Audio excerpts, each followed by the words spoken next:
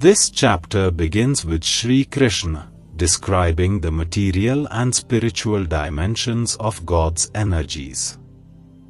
He explains that similar to beads strung on a single thread, all these energies have originated from Him and rest in Him. The entire creation begins and dissolves into Him. Although it is very difficult to overcome His material energy Maya, those who surrender to Him can easily cross over it by His grace. He then describes the 4 kinds of people who engage in His devotion, and the other 4 who do not surrender to Him. He says that those devotees who worship Him, in knowledge with their mind and intellect, merged in Him, and are dearest to Him. Yet, some are deluded by material desires and surrender to the celestial gods, who bestow upon them temporary material prosperity. However, these celestial gods also get their powers from the Supreme Lord. Therefore, the worthiest object of devotion is the Almighty God Himself. Sri Krishna further confirms that He is the ultimate truth and the highest authority. He possesses several divine attributes such as omnipotence, omnipresence, and omniscience. However, His divine Yogmaya power hides His imperishable nature and eternal divine form. Those devotees who surrender to Him and take His shelter receive the divine knowledge of the Supreme God, the Self, and the entire field of the karmic actions. Chapter 7, Gyan Vigyan Yog. Yog through the realization of divine knowledge. The Supreme Lord said, "Now listen, O Arjun, how, with the mind attached exclusively to me, and surrendering to me through the practice of Bhakti Yoga, you can know me completely, free from doubt. I shall now reveal unto you fully this knowledge and wisdom, knowing which nothing else remains to be known in this world. Amongst thousands of persons, hardly one strives for perfection, and amongst those who have achieved perfection, hardly one knows me in truth. Earth, water, fire, air, space, mind, intellect, and ego, these are 8 components of my material energy. Such is my inferior energy. But beyond it, O mighty armed Arjun, I have a superior energy. This is the Jiva Shakti, the soul energy, which comprises the embodied souls who are the basis of life in this world. Know that all living beings are manifested by these 2 energies of mine. I am the source of the entire creation, and into me, it again dissolves. There is nothing higher than myself, O Arjun. Everything rests in me, as beads strung on a thread. I am the taste in water, O son of Kunti, and the radiance of the sun and the moon. I am the sacred syllable Om in the Vedic mantras.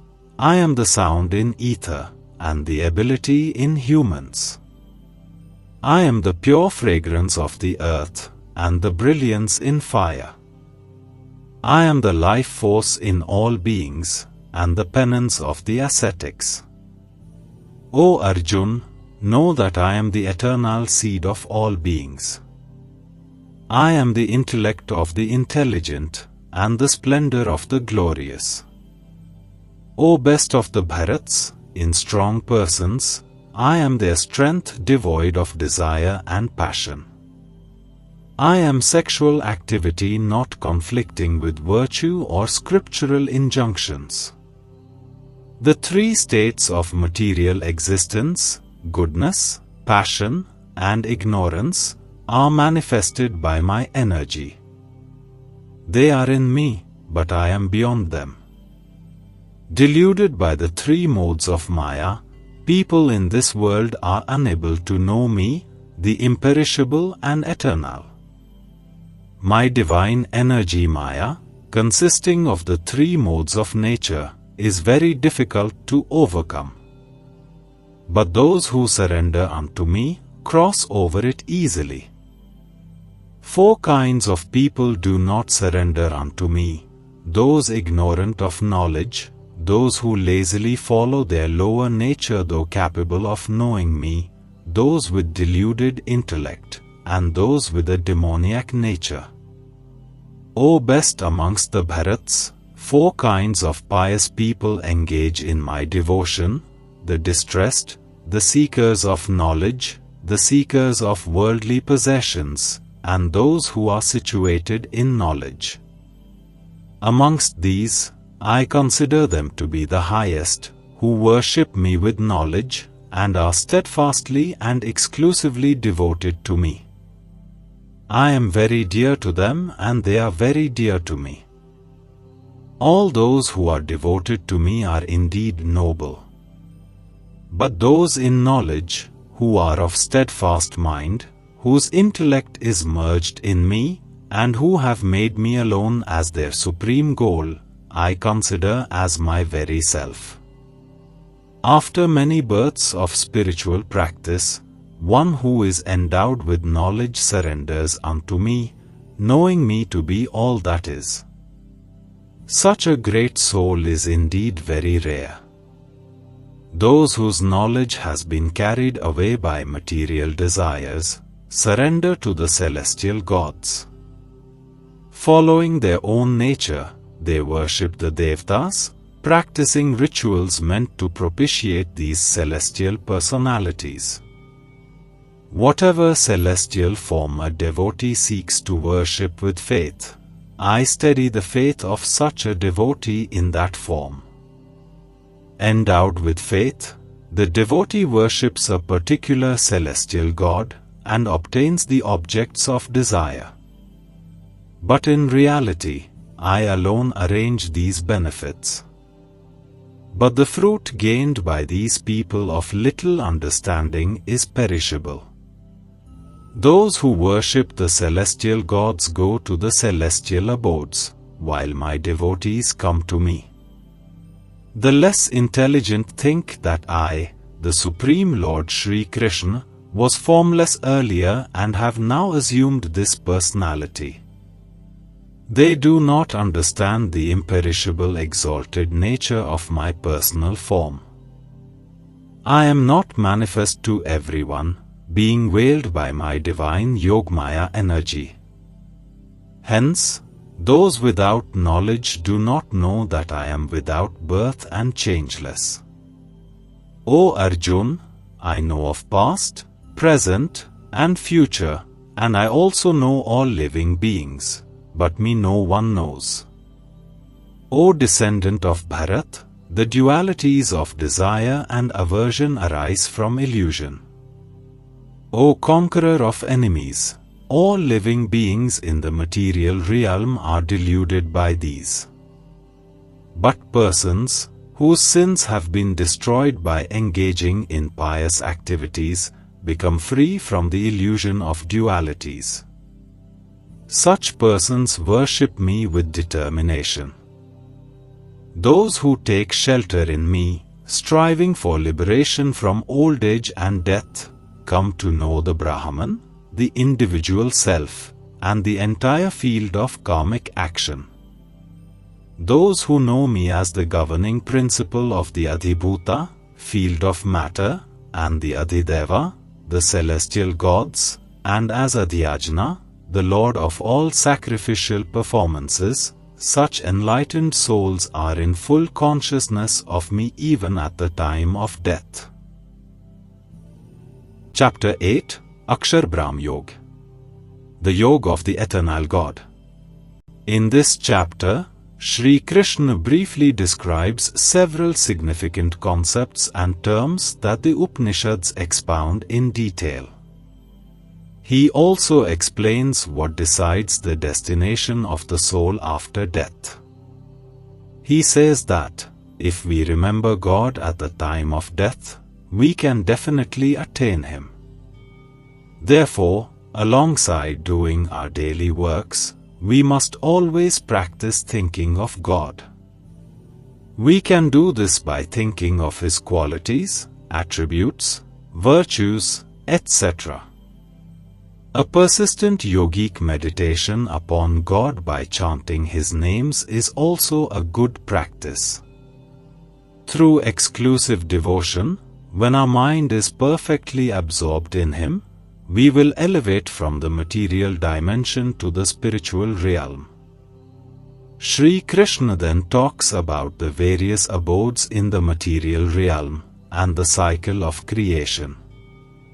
He further explains how the multitudes of beings manifest on these abodes, and at the time of dissolution, everything absorbs back into Him.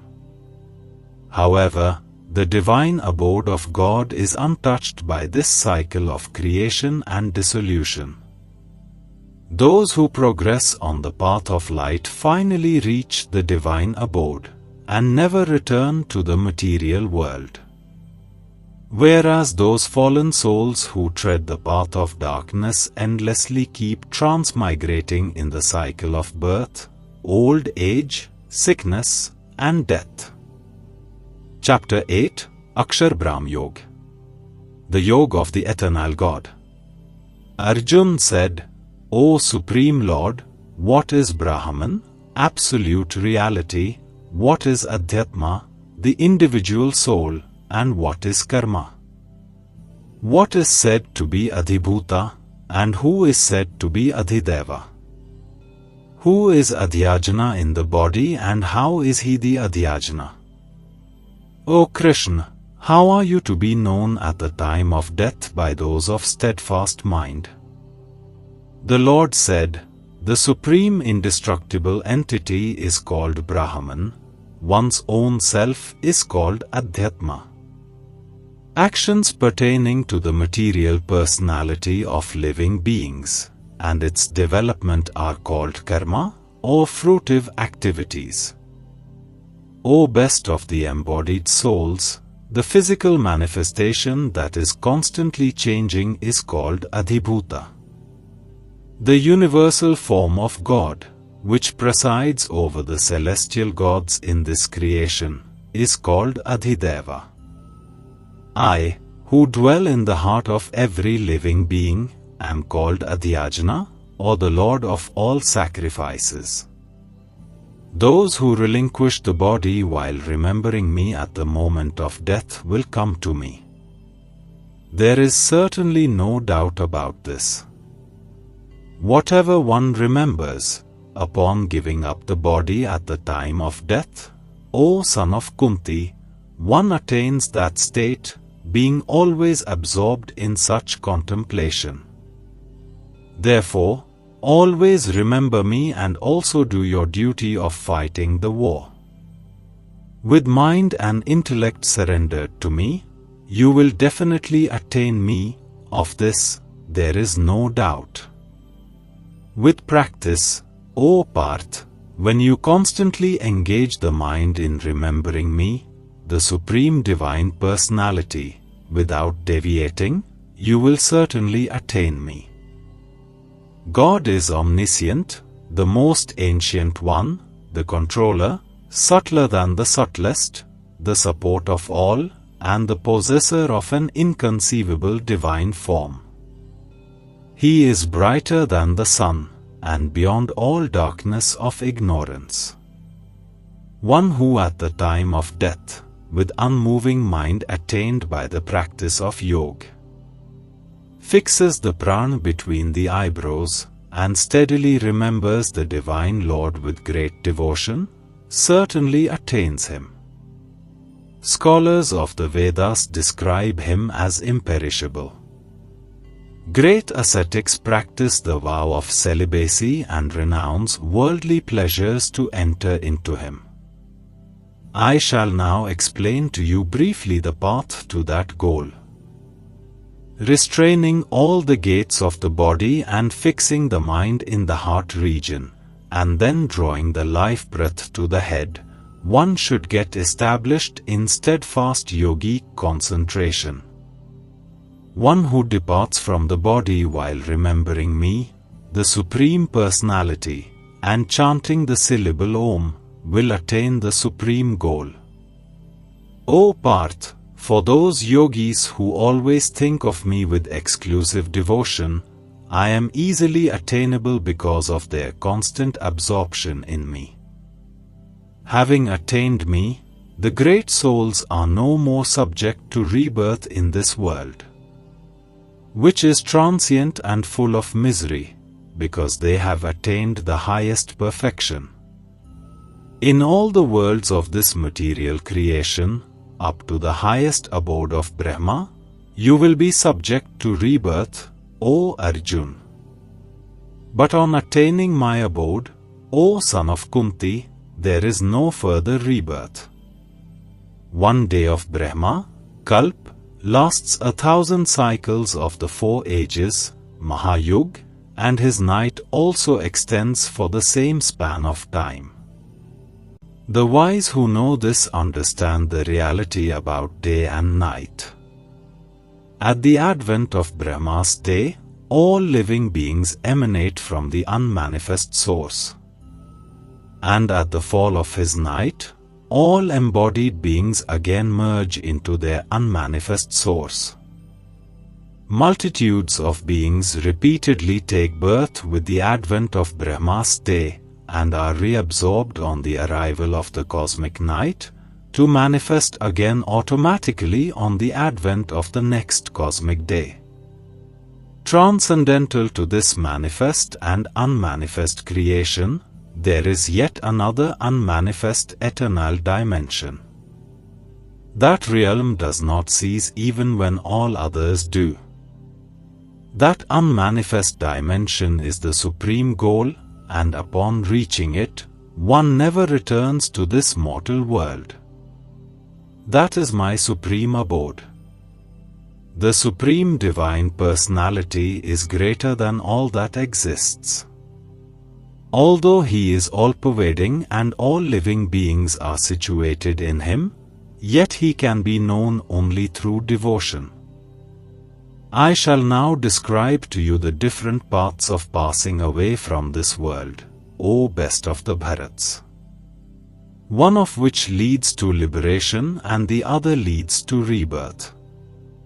Those who know the Supreme Brahman and who depart from this world.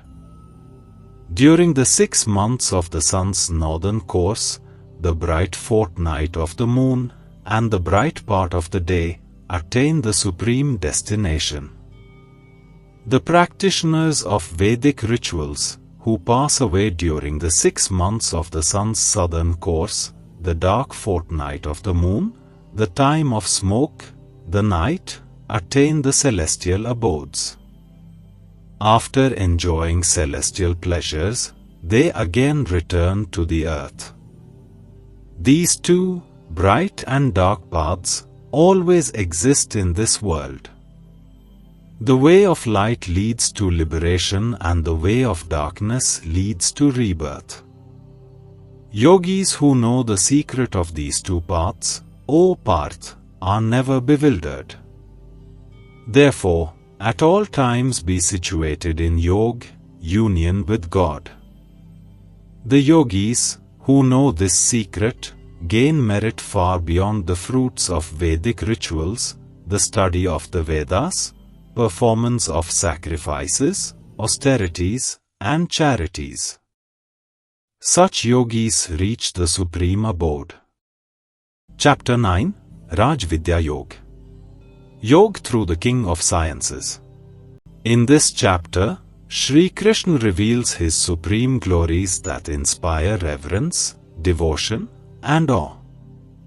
Although Sri Krishna stands in front of Arjuna in his personal form, it should not be mistaken to pose his human personality.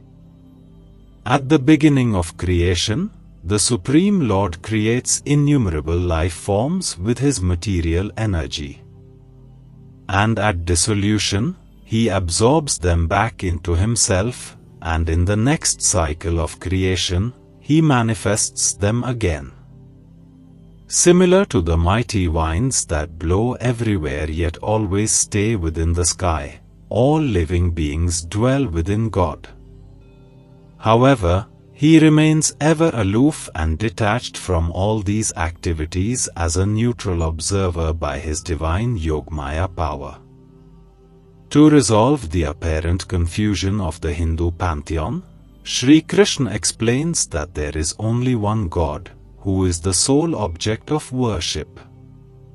For all living beings, He is the true friend, the support, refuge, and the final goal. Therefore, those souls who engage in exclusive devotion towards the Supreme Lord go to His abode and remain there. Those influenced by the ritualistic ceremonies described in the Vedas also attain the celestial abodes. However, when their merits are exhausted, they must return to earth. Saying this, Sri Krishna exalts the superiority of pure bhakti solely directed toward Him.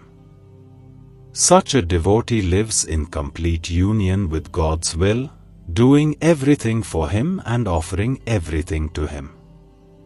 Their pure devotion helps devotees attain the mystic union with God and releases them from the bondage of karmas. Sri Krishna asserts that He is impartial towards all creatures. He neither favors nor rejects anyone. Even if despicable sinners come to His shelter, He accepts them willingly and very quickly makes them pure and virtuous. Sri Krishna then says that He is seated within His devotees and will not let them perish. He preserves what they possess and provides them what they lack. Hence, we should dedicate our mind and body to Him, worship Him, always think of Him, and make Him our supreme goal. Chapter 9, Raj Vidya Yoga. Yoga through the King of Sciences. The Supreme Lord said, O Arjun, because you are not envious of me, I shall now impart to you this very confidential knowledge and wisdom, knowing which, you will be released from the miseries of material existence. This knowledge is the king of sciences and the most profound of all secrets. It purifies those who hear it. It is directly realizable, in accordance with dharma, easy to practice, and everlasting in effect. People who have no faith in this dharma are unable to attain me, O conqueror of enemies.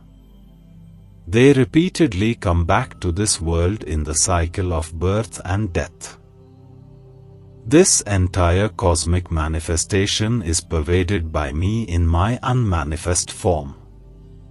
All living beings dwell in me, but I do not dwell in them. And yet, the living beings do not abide in me. Behold the mystery of my divine energy. Although I am the creator and sustainer of all living beings, I am not influenced by them or by material nature. Know that as the mighty wind blowing everywhere rests always in the sky, likewise all living beings always rest in me. At the end of one kalp, all living beings merge into my primordial material energy. At the beginning of the next creation, O son of Kunti, I manifest them again. Presiding over my material energy, I generate these myriad forms again and again, in accordance with the force of their natures. O conqueror of wealth, none of these actions bind me. I remain like a neutral observer, ever detached from these actions. Working under my direction, this material energy brings into being all animate and inanimate forms, O son of Kunti. For this reason, the material world undergoes the changes of creation, maintenance, and dissolution. When I descend in my personal form, deluded persons are unable to recognize me. They do not know the divinity of my personality as the Supreme Lord of all beings. Bewildered by the material energy, such persons embrace demoniac and atheistic views. In that deluded state, their hopes for welfare are in vain, their fruitive actions are wasted, and their culture of knowledge is baffled. But the great souls, who take shelter of my divine energy, O Parth, know me, Lord Krishna, as the origin of all creation. They engage in my devotion with their minds fixed exclusively on me. Always singing my divine glories, striving with great determination, and humbly bowing down before me, they constantly worship me in loving devotion. Others, engaging in the yajna of cultivating knowledge, worship me by many methods. Some see me as undifferentiated oneness that is non-different from them, while others see me as separate from them. Still others worship me in the infinite manifestations of my cosmic form. It is I who am the Vedic ritual, I am the sacrifice, and I am the oblation offered to the ancestors.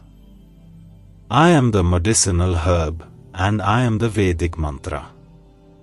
I am the clarified butter, I am the fire and the act of offering.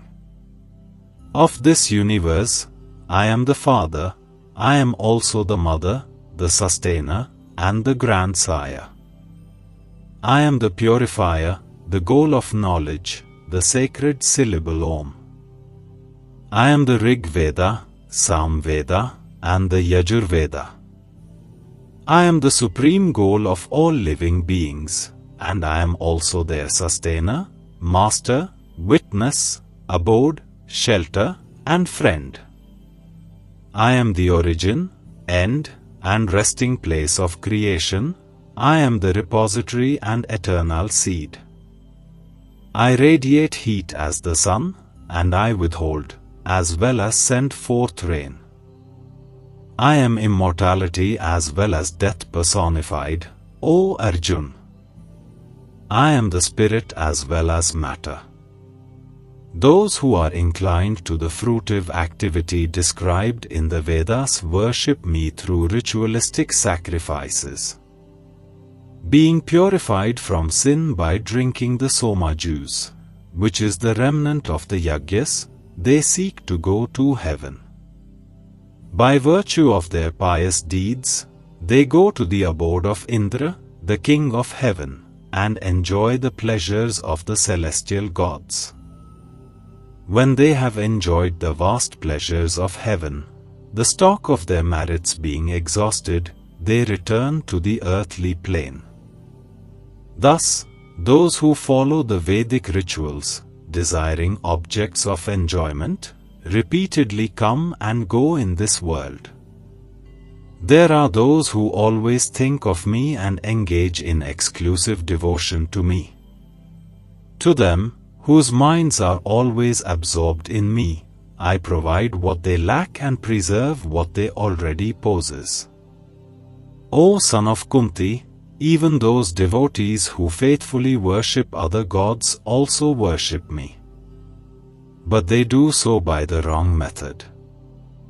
I am the enjoyer and the only Lord of all sacrifices. But those who fail to realize my divine nature must be reborn. Worshippers of the celestial gods take birth amongst the celestial gods. Worshippers of the ancestors go to the ancestors. Worshippers of ghosts take birth amongst such beings, and my devotees come to me alone. If one offers to me with devotion, a leaf, a flower, a fruit, or even water, I delightfully partake of that item offered with love by my devotee in pure consciousness. Whatever you do, whatever you eat, whatever you offer as oblation to the sacred fire, whatever you bestow as a gift, and whatever austerities you perform, O son of Kunti, do them as an offering to me. By dedicating all your works to me, you will be freed from the bondage of good and bad results. With your mind attached to me through renunciation, you will be liberated and will reach me. I am equally disposed to all living beings. I am neither inimical nor partial to anyone. But the devotees who worship me with love reside in me and I reside in them. Even if the vilest sinners worship me with exclusive devotion, they are to be considered righteous because they have made the proper resolve.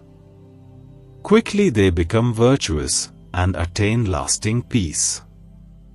O son of Kunti, declare it boldly that no devotee of mine is ever lost. All those who take refuge in me, whatever their birth, race, gender, or caste, even those whom society scorns, will attain the supreme destination. What then to speak about kings and sages with meritorious deeds?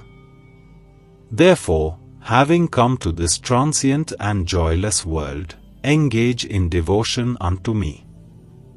Always think of me, be devoted to me, worship me, and offer obeisance to me. Having dedicated your mind and body to me, you will certainly come to me. Chapter 10, Vibhuti Yoga. Yoga through appreciating the infinite opulences of God.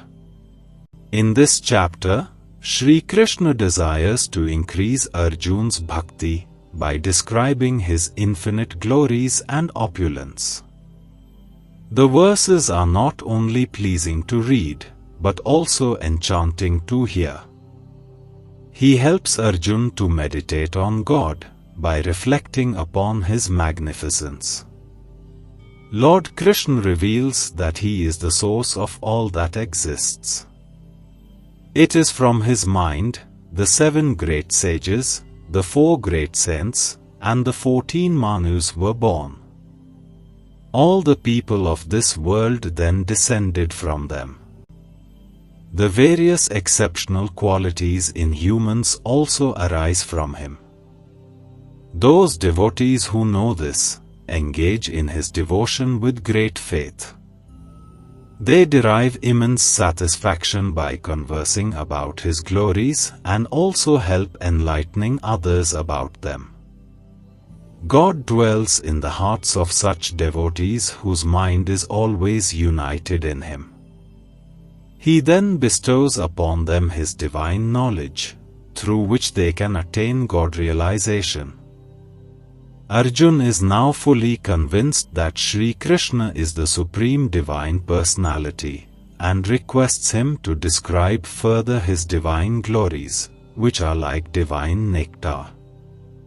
Shri Krishna then discloses that everything that exists is a manifestation of his energies. He is the beginning, middle, and end of all. All beings and things get their splendor from him. He is the powerhouse of magnificence and the infinite reservoir of knowledge, power, beauty, and glory. Whatever catches our imagination and infuses us with bliss is nothing but a tiny spark of his opulence. The rest of the chapter describes the personalities, objects, and activities that best display his magnificence. Shri Krishna finally says that the magnitude of his glory cannot be described in words, as within a fraction of his being, he upholds infinite universes. Since God is the source of all the splendor and glory, we must make him the object of our devotion. Chapter 10, Vibhuti Yoga. Yoga through appreciating the infinite opulences of God. The Lord said, "Listen again to my divine teachings, O mighty armed one. Desiring your welfare because you are my beloved friend, I shall reveal them to you. Neither celestial gods nor the great sages know of my origin. I am the source from which the gods and great seers come. Those who know me as unborn and beginningless, and as the Supreme Lord of the universe, they among mortals are free from illusion and released from all evils. From me alone arise the varieties of qualities in humans, such as intellect, knowledge, clarity of thought, forgiveness, truthfulness, control over the senses and mind, joy and sorrow, birth and death, fear and courage, non-violence, equanimity, contentment, austerity, charity, fame, and infamy. The 7 great sages, the 4 great saints before them, and the 14 Manus, are all born from my mind. From them, all the people in the world have descended. Those who know in truth my glories and divine powers become united with me through unwavering Bhakti Yoga. Of this there is no doubt. I am the origin of all creation. Everything proceeds from me. The wise who know this perfectly worship me with great faith and devotion. With their minds fixed on me and their lives surrendered to me, my devotees remain ever content in me. They derive great satisfaction and bliss in enlightening one another about me and in conversing about my glories. To those whose minds are always united with me in loving devotion, I give the divine knowledge by which they can attain me. Out of compassion for them, I, who dwell within their hearts, destroy the darkness born of ignorance with the luminous lamp of knowledge. Arjun said, "You are the Supreme Divine Personality, the Supreme Abode, the Supreme Purifier, the Eternal God, the Primal Being, the Unborn, and the Greatest." The great sages, like Narad, Asit, Deval, and Vyas, proclaimed this, and now you are declaring it to me yourself. O Krishna, I totally accept everything you have told me as the truth. O Lord, neither gods nor the demons can understand your true personality. Indeed, you alone know yourself by your inconceivable energy, O Supreme Personality, the Creator and Lord of all beings, the God of gods, and the Lord of the universe. Please describe to me your divine opulences, by which you pervade all the worlds and reside in them. O Supreme Master of Yoga, how may I know you and think of you? And while meditating, in what forms can I think of you, O Supreme Divine Personality? Tell me again in detail your divine glories and manifestations, O Janardhan. I can never tire of hearing your nectar. The Lord spoke, I shall now briefly describe my divine glories to you, O best of the Kurus, for there is no end to their detail. O Arjun, I am seated in the heart of all living entities. I am the beginning, middle, and end of all beings. Amongst the 12 sons of Aditi I am Vishnu, amongst luminous objects I am the sun. Know me to be Marichi amongst the Maruts, and the moon amongst the stars in the night sky. I am the Samveda amongst the Vedas, and Indra amongst the celestial gods. Amongst the senses I am the mind, amongst the living beings I am consciousness. Amongst the Rudras, know me to be Shankar, amongst the semi-celestial beings and demons, I am Kuber. I am Agni amongst the Vasu, and Meru amongst the mountains. O Arjun, amongst priests, I am Brihaspati, amongst warrior chiefs I am Kartikeya, and amongst reservoirs of water, know me to be the ocean.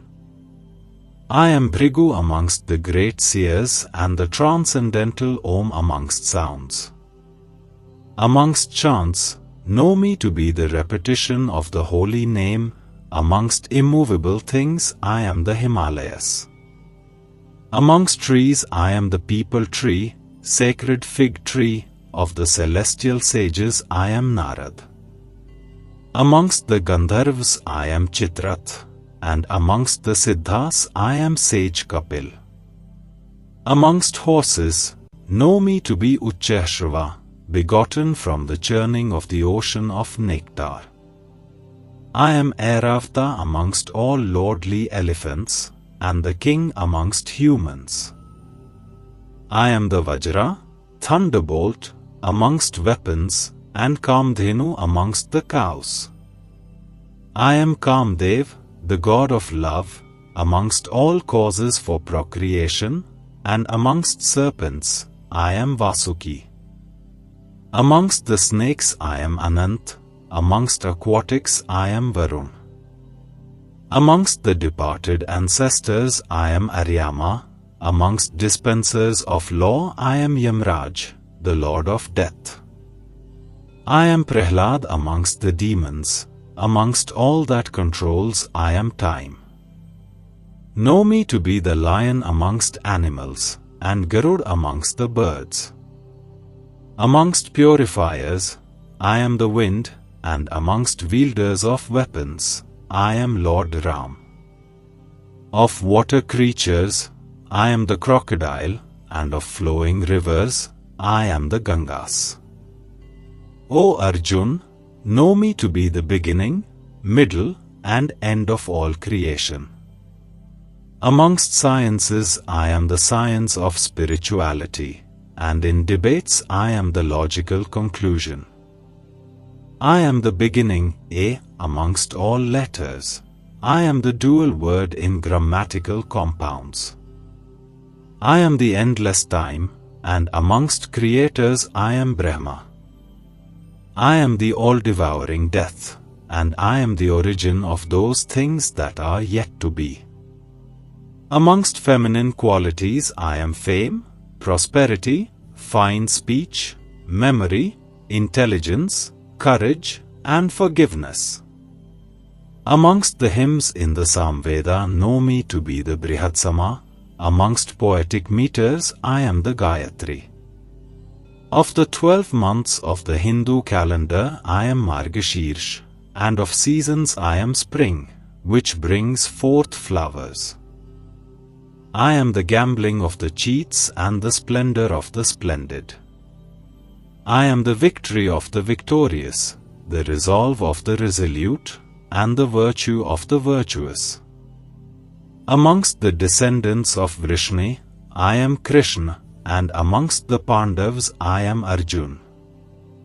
Know me to be Ved Vyas amongst the sages, and Shukracharya amongst the great thinkers. I am just punishment amongst means of preventing lawlessness, and proper conduct amongst those who seek victory. Amongst secrets I am silence, and in the wise I am their wisdom. I am the generating seed of all living beings, O Arjun. No creature moving or non-moving can exist without me. There is no end to my divine manifestations, O conqueror of enemies. What I have declared to you is a mere sample of my infinite glories. Whatever you see as beautiful, glorious, or powerful, know it to spring from but a spark of my splendor. What need is there for all this detailed knowledge, O Arjun? Simply know that by one fraction of my being, I pervade and support this entire creation. Chapter 11, Vishwaroop Darshan Yog. Yog through beholding the cosmic form of God. In this chapter, Arjun requests the Lord to show him his Vishwaroop, or the infinite cosmic form. Shri Krishna grants Arjuna divine vision to see his infinite form that comprises all the universes. Arjuna sees the entire creation in the body of the God of Gods with unlimited arms, faces, and stomachs. It has no beginning or end and extends immeasurably in all directions. His radiance is similar to 1,000 suns blazing together in the sky. The sight dazzles Arjuna, and his hair stands on end. He witnesses the three worlds trembling with fear of God's laws and the celestial gods taking his shelter. He can see several sages offering prayers and singing hymns exalting God. Then Arjuna sees the Kauravas, along with their allies, rushing into the mouth of this formidable form, who look like moths rushing with great speed toward the fire to perish. Beholding this universal form, Arjuna confesses that his heart and mind are unstable with fear. Although petrified by the appearance, Arjuna wants to know the identity of this breathtaking form of God, who has no resemblance to his teacher and friend Shri Krishna. The Lord declares that in the form of time, he is the destroyer of the three worlds. He has already destroyed the Kaurava warriors, and the Pandavas' victory is certain. Therefore, Arjuna should not be fearful anymore. He should just get up and fight. Overwhelmed, Arjuna starts praising the Lord, who in his infinite forms, pervades the entire universe and offers several salutations to his majestic form. He also begs for forgiveness to Shri Krishna for any offenses or acts of disrespect he may have committed in ignorance, considering him to be a mere human. Arjuna then pleads the Lord for his grace and requests him to take a pleasing form. Shri Krishna then manifests into his four-armed form, carrying a make, disc, conch shell, and lotus flower in each arm. Soon after, he resumes his gentle and loving two-armed form of the charming Shri Krishna. He then tells Arjuna that before him, no one has ever seen God in this primeval cosmic form. Even those who study the Vedas, do severe penance, charity, or fire sacrifices, etc., do not get this opportunity. Only with unalloyed devotion similar to Arjuna can one see God, get to know Him, and attain yoga or union with Him. Chapter 11, Vishwarup Darshan Yoga. Yoga through beholding the cosmic form of God. Arjuna said, having heard the supremely confidential spiritual knowledge, which you have revealed out of compassion for me, my illusion is now dispelled. I have heard from you in detail about the appearance and disappearance of all living beings, O Lotus-eyed One, and also about your eternal magnificence. O Supreme Lord, you are precisely what you declare yourself to be. Now I desire to see your divine cosmic form, O greatest of persons. O Lord of all mystic powers, if you think I am strong enough to behold it, then kindly reveal that imperishable cosmic form to me. The Supreme Lord said, Behold, O Parth, my hundreds and thousands of wonderful forms of various shapes, sizes, and colors. Behold in me, O scion of the Bharats, the 12 sons of Aditi, the 8 Vasus, the 11 Rudras, the twin Ashwini Kumars, as well as the 49 Maruts and many more marvels never revealed before. Behold now, Arjuna, the entire universe, with everything moving and non-moving, assembled together in my universal form. Whatever else you wish to see, observe it all within this universal form. But you cannot see my cosmic form with these physical eyes of yours. Therefore, I grant you divine vision. Behold my majestic opulence. Sanjay said, O King, having spoken thus, the Supreme Lord of Yoga, Sri Krishna, displayed his divine and opulent form to Arjun. In that cosmic form, Arjun saw unlimited faces and eyes, decorated with many celestial ornaments and wielding many kinds of divine weapons. He wore many garlands on his body and was anointed with many sweet-smelling heavenly fragrances. He revealed himself as the wonderful and infinite Lord whose face is everywhere. If 1,000 suns were to blaze forth together in the sky, they would not match the splendor of that great form.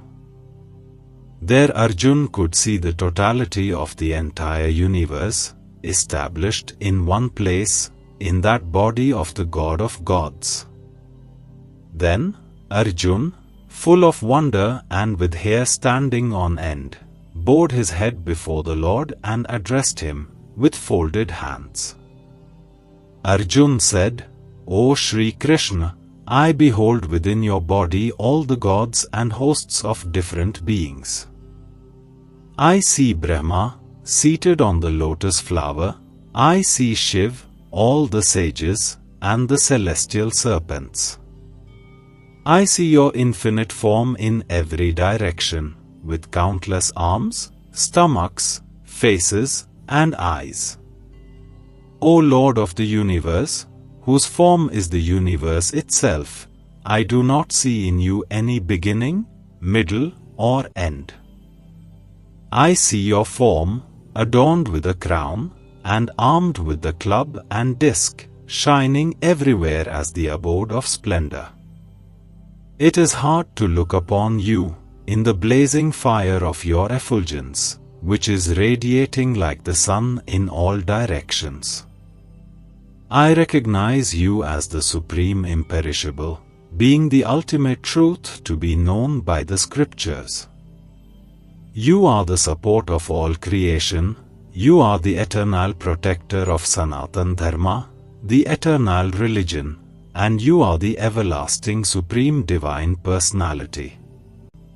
You are without beginning, middle, or end, your power has no limits.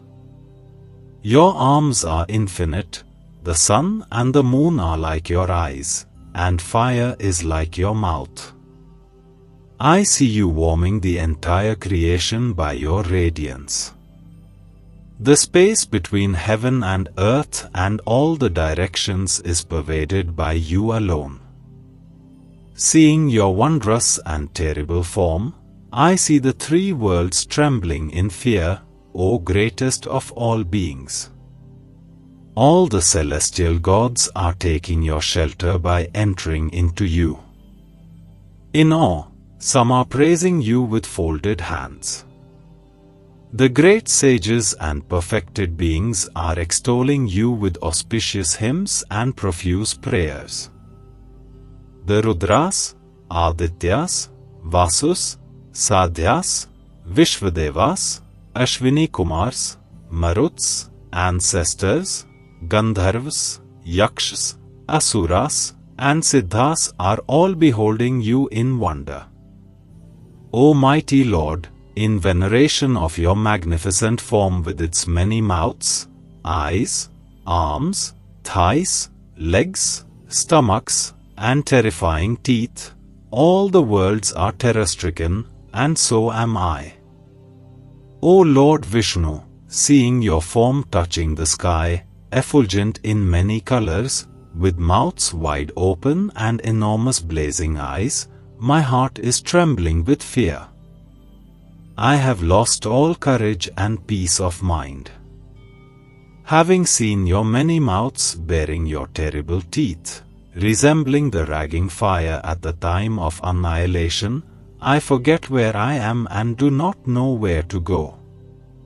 O Lord of Lords, you are the shelter of the universe. Please have mercy on me. I see all the sons of Dhritarashtra, along with their allied kings, including Bhishma, Dronacharya, Karna, and also the generals from our side, rushing headlong into your fearsome mouths. I see some with their heads smashed between your terrible teeth. As many waves of the rivers flowing rapidly into the ocean, so are all these great warriors entering into your blazing mouths. As moths rush with great speed into the fire to perish, so are all these armies entering with great speed into your mouths. With your fiery tongues you are licking up the hosts of living beings on all sides and devouring them with your blazing mouths. O Vishnu, you are scorching the entire universe with the fierce, all-pervading rays of your effulgence. Tell me who you are, so fierce of form. O God of gods, I bow before you, please bestow your mercy on me. You, who existed before all creation, I wish to know who you are, for I do not comprehend your nature and workings. The Supreme Lord said, I am mighty time, the source of destruction, that comes forth to annihilate the worlds. Even without your participation, the warriors arrayed in the opposing army shall cease to exist. Therefore, arise and attain honor. Conquer your foes and enjoy prosperous rulership.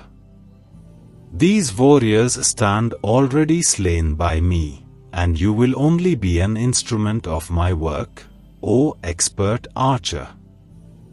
Dronacharya, Bhishma, Jayadratha, Karna, and other brave warriors have already been killed by me.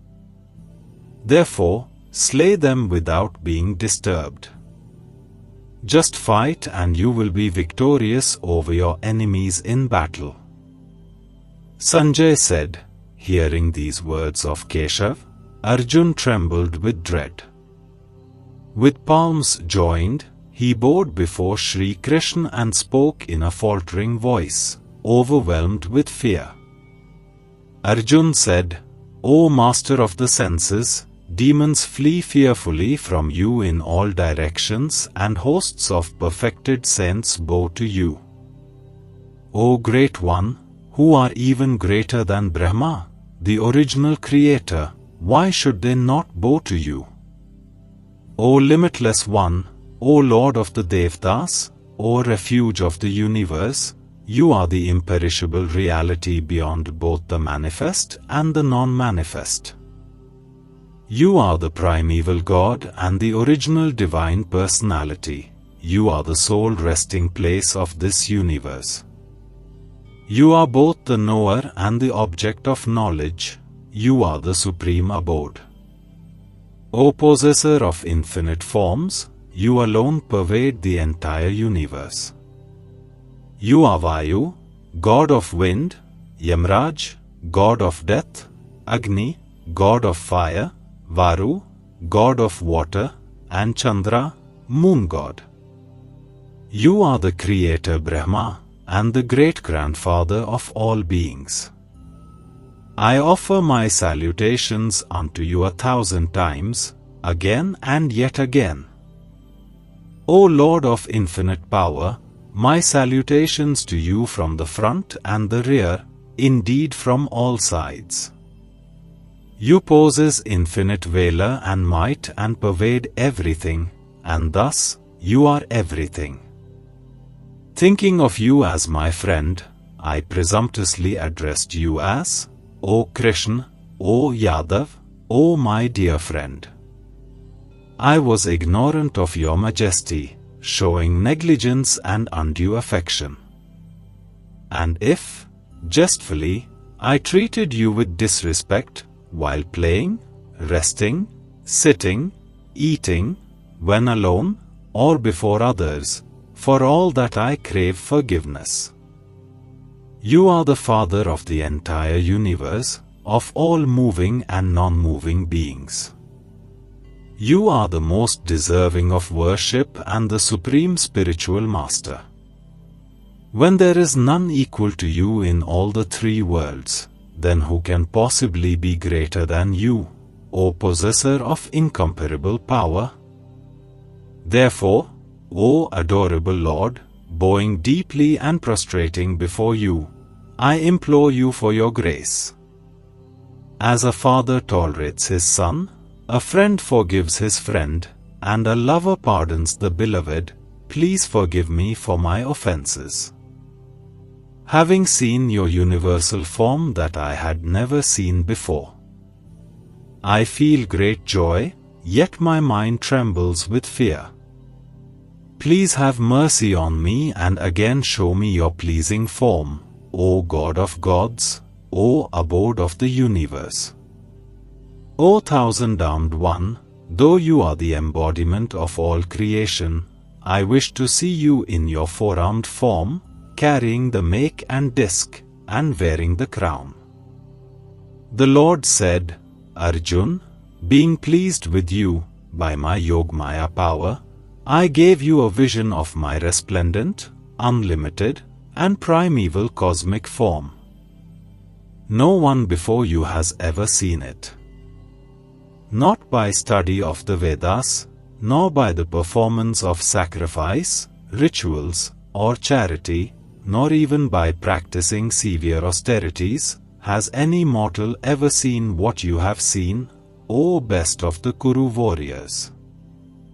Be neither afraid nor bewildered on seeing this terrible form of mine. Be free from fear and with a cheerful heart, behold me once again in my personal form. Sanjay said, having spoken thus, the compassionate son of Vasudeva displayed his personal, four-armed form again. Then, he further consoled the frightened Arjun by assuming his gentle, two-armed form.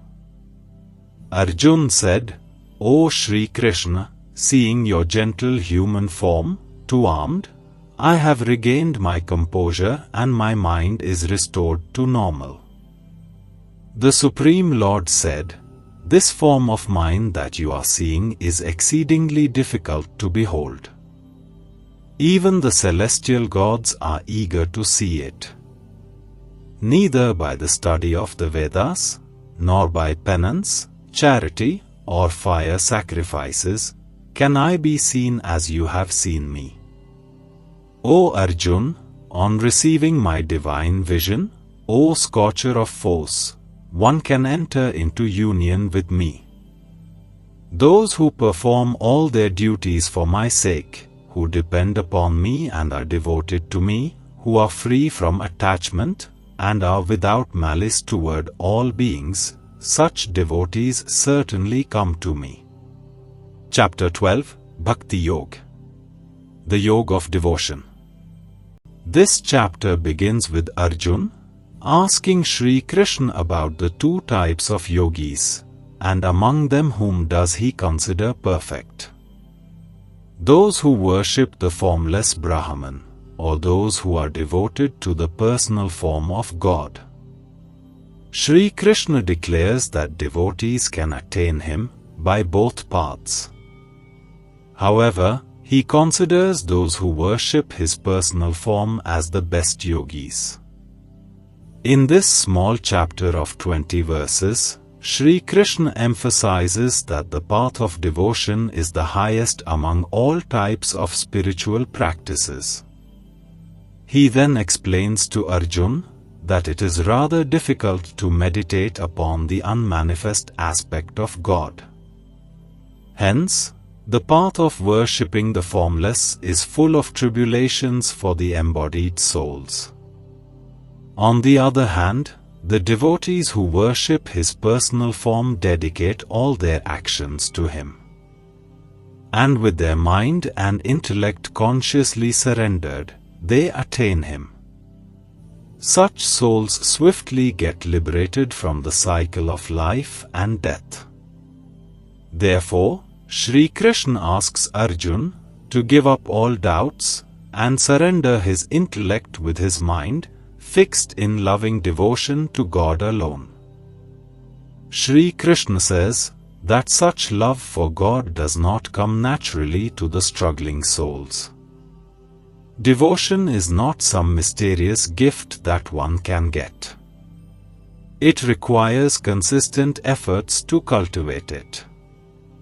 Shri Krishna tells Arjun, if he is unable to absorb his mind in God completely, then he should strive to do all his work with devotion to God. And with constant practice, he will reach perfection. If Arjun cannot even do this, then he should work for the pleasure of Shri Krishna. And if he feels even this is difficult, then he should simply renounce the fruits of all his works and be situated in the self. Shri Krishna further explains that the cultivation of knowledge is higher than mechanical practice, and meditation is higher than knowledge. However, better than meditation is the renunciation of the fruits of actions, because it immediately leads to great peace. The rest of this chapter describes all the wonderful qualities of God's loving devotees, who are very dear to Him. Chapter 12, Bhakti Yoga. The Yoga of Devotion. Arjun inquired, between those who are steadfastly devoted to your personal form, and those who worship the formless Brahman, whom do you consider to be more perfect in yoga? The Lord said, those who fix their minds on me and always engage in my devotion with steadfast faith, I consider them to be the best yogis. But those who worship the formless aspect of the absolute truth, the imperishable, the indefinable, the unmanifest, the all-pervading, the unthinkable, the unchanging, the eternal, and the immovable, by restraining their senses and being even-minded everywhere, such persons, engaged in the welfare of all beings, also attain me. For those whose minds are attached to the unmanifest, the path of realization is full of tribulations. Worship of the unmanifest is exceedingly difficult for embodied beings. But those who dedicate all their actions to me, regarding me as the supreme goal, worshipping me and meditating on me with exclusive devotion, O Parth, I swiftly deliver them from the ocean of birth and death, for their consciousness is united with me. Fix your mind on me alone and surrender your intellect to me. Thereupon, you will always live in me. Of this, there is no doubt. If you are unable to fix your mind steadily on me, O Arjun, then practice remembering me with devotion while constantly restraining the mind from worldly affairs. If you cannot practice remembering me with devotion, then just try to work for me. Thus performing devotional service to me, you shall achieve the stage of perfection. If you are unable to even work for me in devotion, then try to renounce the fruits of your actions and be situated in the self. Better than mechanical practice is knowledge, better than knowledge is meditation. Better than meditation is renunciation of the fruits of actions, for peace immediately follows such renunciation. Those devotees are very dear to me who are free from malice toward all living beings, who are friendly and compassionate. They are free from attachment to possessions and egotism, equipoised in happiness and distress, and ever forgiving. They are ever content, steadily united with me in devotion, self-controlled, of firm resolve, and dedicated to me in mind and intellect. those who are not a source of annoyance to anyone, and who in turn are not agitated by anyone, who are equal in pleasure and pain, and free from fear and anxiety, such devotees of mine are very dear to me. Those who are indifferent to worldly gains, externally and internally pure, skillful, without cares, untroubled, and free from selfishness in all undertakings, such devotees of mine are very dear to me. Those who neither rejoice in mundane pleasures, nor despair in worldly sorrows, who neither lament for any loss, nor hanker for any gain, who renounce both good and evil deeds, such persons who are full of devotion are very dear to me. Those who are alike to friend and foe, equipoised in honor and dishonor, cold and heat, joy and sorrow, and are free from all unfavorable association.